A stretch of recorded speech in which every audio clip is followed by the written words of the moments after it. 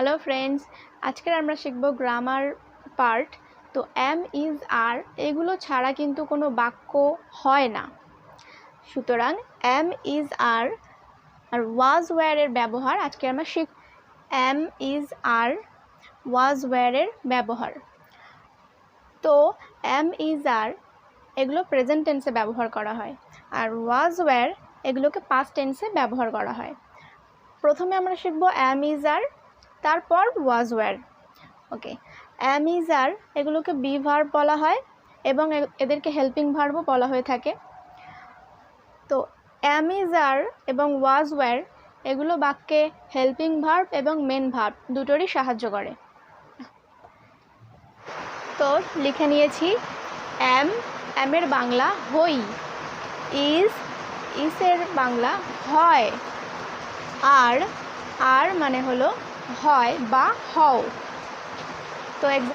তো সবসময় এটা মনে রাখবে যে আই এর পরে কিন্তু এমই হয়, শুধুই এম, আই এর পরে এম হয়। তো এটা খুব ভালো করে মনে রাখতে হবে। আই এম অর্থাৎ আমি হই। নেক্সট হি ইজ, তো হি এর পরে সব সময় ইজ হয়, হি এর পরে ইজ হয়। হি এর জায়গায় কোনো থার্ড পারসন সিঙ্গুলার নাম্বার বা রাম, শ্যাম অর্থাৎ যে কোনো নামের পরেও ইজ হয়।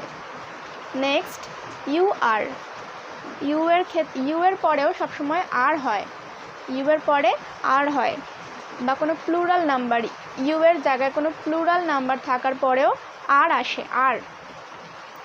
ইউ আর অর্থাৎ তুমি হও। ঠিক একই রকমভাবে নিচেরটাও দে আর, তারা হয়, এটাও একটা প্লুরাল নাম্বার। তো প্লুরাল নাম্বারের পরে আমরা কি জানলাম? আর হয়, আর। প্রথমে আমার তাহলে এক্সাম্পল এম দিয়ে শুরু করেছি আমি। I am sure. এখানে সাবজেক্ট আছে আই, ভার্ব আছে অ্যাম, অবজেক্ট হচ্ছে শিওর। তো এইভাবে গুছিয়ে গুছিয়েই কিন্তু একটা সাবজেক্টের পরে ভার্ব, তারপরে অবজেক্ট, তো এভাবেই আমরা একটা সেন্টেন্স তৈরি করব ইংরেজিতে। তো নেক্সট আছে আই অ্যাম শর্ট। এখানে সাবজেক্ট কোনটা? সাবজেক্ট এখানে আই। নেক্সট ভার্ব কোনটা? ভার্ব আছে অ্যাম আর অবজেক্ট শর্ট। তাহলে যদি আমরা subject plus verb plus object না করে যদি আমরা object plus verb plus subject করি, তাহলে দেখুন তো কেমন হয়। শিওর, শিওরের ভার্ব আনবো, তারপর অ্যাম, তারপর সাবজেক্ট আই। তো এটা দেখতে কেমন লাগছে? এটা একেবারেই ইংরেজিতে একটা বাক্য বলে মনে হচ্ছে না। শিওর অ্যাম আই বলে কিছু হয় না। তো I am sure, subject plus verb plus object, এইভাবে আমরা বাক্য গঠন করব।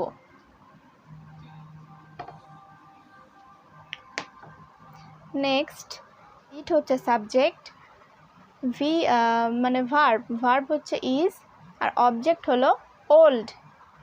তাহলে নেক্সট আছে হি ইজ কাইন্ড। তাহলে এখানে সাবজেক্ট কোনটা? হি। ভার্ব কোনটা? ইজ, আর অবজেক্ট হচ্ছে কাইন্ড। তো এভাবেই আমরা বাক্য গঠন করব ইংরেজিতে। তাহলে বুঝতেই পারছেন কত মজার। তো নেক্সট আমরা যাই আর এর কাছে। আর এর ব্যবহার উই এর পরে আর হয়, উই আর হ্যাপি। তাহলে এখানে সাবজেক্ট উই, ভার্ব হচ্ছে আর এবং অবজেক্ট হচ্ছে হ্যাপি। ওকে, নেক্সট আছে you are late. You are late, এখানে ইউটা সাবজেক্ট, ইউ মানে তুমি। এখানে তুমি মানে হচ্ছে কোনো ব্যক্তিকে বোঝানো হচ্ছে, তো এটাই একটা সাবজেক্ট। যখন কোনো ব্যক্তিকে বোঝানো হচ্ছে তো সেটা তখন একটা সাবজেক্ট। তো ইউ মানে হলো সাবজেক্ট, আর হচ্ছে এখানে ভার্ব, আর লেট অর্থাৎ অবজেক্ট।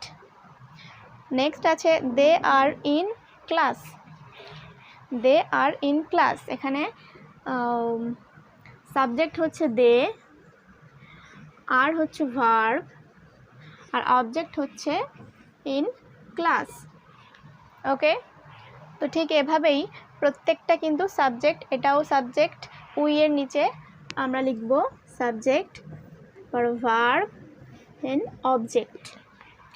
এখানেও সাবজেক্ট কোনটা? Subject you. এখানে ভার্ব কোথায়? ভার্ব আছে এই যে ভার্ব আর, আর অবজেক্ট হচ্ছে লেট। ওকে, তাহলে আমি তো এখানে দুটোই করে দিলাম। এবারে আপনারা প্র্যাকটিস করুন এটা, যে শিওরটা এখানে কি হবে, সাবজেক্ট নাকি ভার্ব নাকি অবজেক্ট। শিওরটা এখানে হ্যাঁ অবজেক্ট হবে, রাইট, শিওরটা এখানে অবজেক্ট। তারপর আছে এম, এমটা এখানে কি? এমটা এখানে হ্যাঁ ভার্ব। লাস্ট সাবজেক্ট হচ্ছে আই, আই হচ্ছে সাবজেক্ট। তো দেখলেন এরকমভাবেই আমরা অনেক অনেক বাক্য তৈরি করতে পারবো, আরও subject plus verb plus object, এই রুলসটা মনে রাখলেই আমরা আরও অনেক অনেক বাক্য তৈরি করতে পারবো এভাবেই খুব সহজেই। তাহলে আমরা অ্যাম ইজ আরের প্রায় অনেকগুলোই এক্সাম্পল দেখে নিলাম। এবার দেখব অ্যাম ইজ আরটা ঠিক কখন আর কোথায় ব্যবহার করা হচ্ছে। তাহলে অ্যাম ইজ আর কখন ব্যবহার করা হচ্ছে? নিজের পরিচয় দিতে বা অন্যের পরিচয় দিতে অ্যাম ইজ আর ব্যবহার করে থাকি আমরা। তাহলে নিজের পরিচয় দিতে আপনি যদি একজন ছেলে হয়ে থাকেন তাহলে বলতে পারেন আই অ্যাম আ বয়, একজন মেয়ে হয়ে থাকলে বলতে পারেন আই অ্যাম আ গার্ল, অথবা বলতে পারেন আই অ্যাম, আপনার নাম বলতে পারেন। তো এইভাবে নিজের পরিচয় দেন, কিন্তু অ্যাম ইজ আর কিন্তু সেখানে যোগ হচ্ছে। আই অ্যাম, এই যে অ্যামটা উচ্চারণ করলেন সেটা কিন্তু অ্যাম ইজ আরের মধ্যেই পড়ছে। তো কয়েকটা এক্সাম্পল আমি রেডি করেছি। প্রথমে আছে I am a girl, I am a girl, তাহলে অ্যাম এখানে ব্যবহার হয়েছে, নিজের পরিচয় দিতেই ব্যবহার হয়েছে। হি ইজ আ টিচার, অন্যের পরিচয় দিতেও এখানে ব্যবহার হচ্ছে, সে একজন টিচার, তো আমি সেটাকে বলছি হি ইজ আ টিচার, এখানে ইজ আমরা ব্যবহার করেছি। Next, she is my friend, সে আমার বন্ধু, সে আমার বন্ধু, আমি বন্ধুর পরিচয় দিচ্ছি, আমার বন্ধু সে, তো সেখানেও কিন্তু ইজের ব্যবহার হয়েছে। Next, my name is Nila, my name is Nila, এখানেও একজন পরিচয় দিয়েছে তার, তো তার নাম নীলা, তো এখানেও দেখুন ইজের ব্যবহার। তো নেক্সট আর একটা জায়গায় আমরা ব্যবহার করতে পারি ইজের, সেটা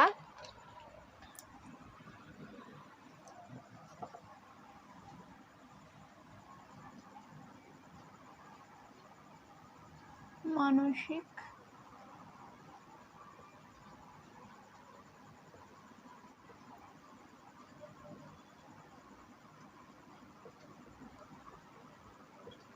am is কয়েকটি এক্সাম্পল। তাহলে আর যে ক্ষেত্রে যে জায়গায় আমরা am is আর ব্যবহার করতে পারি সেটা হলো শারীরিক ও মানসিক অবস্থা বোঝাতে কিংবা আগ্রহ প্রকাশ করতে আমরা am is আর ব্যবহার করে থাকি। তাহলে এক্সাম্পল আমরা লিখে নিয়েছি এখানে। প্রথম example, he is sick, he is sick, সে অসুস্থ, তাই তার শারীরিক অবস্থাকে বোঝানো হচ্ছে, তার শারীরিক অবস্থা এখন কেমন, অসুস্থ সে, তাই হি ইজ সিক, তো এখানেও ইজের ব্যবহার, তাই তো। তাহলে হি ইজ সিক, এখানে অ্যাম ইজ আরের ব্যবহার হয়েছে is. Next, you are very beautiful, কাউকে বলছি ইউ আর ভেরি বিউটিফুল, এখানেও আর এর ব্যবহার হয়েছে, এই যে আর এর ব্যবহার হয়েছে, তাহলে অ্যাম ইজ আর বসেছে কারোর প্রশংসা বোঝাতে, ইউ আর ভেরি বিউটিফুল, এখানে অ্যাম ইজ আরের ব্যবহার হয়েছে। নেক্সট আছে I am hungry, I am hungry, আমি ক্ষুধার্ত, এখানেও কিন্তু অ্যামের ব্যবহার হয়েছে। তাহলে অ্যাম ইজ আরের ব্যবহার তোমরা দেখলে কতগুলো জায়গায় ব্যবহার হচ্ছে। তাহলে বন্ধুরা আজকের আমার ক্লাস এই পর্যন্তই। আমার আরও ক্লাস পেতে চাইলে আপনারা আমাকে লাইক, শেয়ার অ্যান্ড সাবস্ক্রাইব করতে ভুলবেন না। নমস্কার।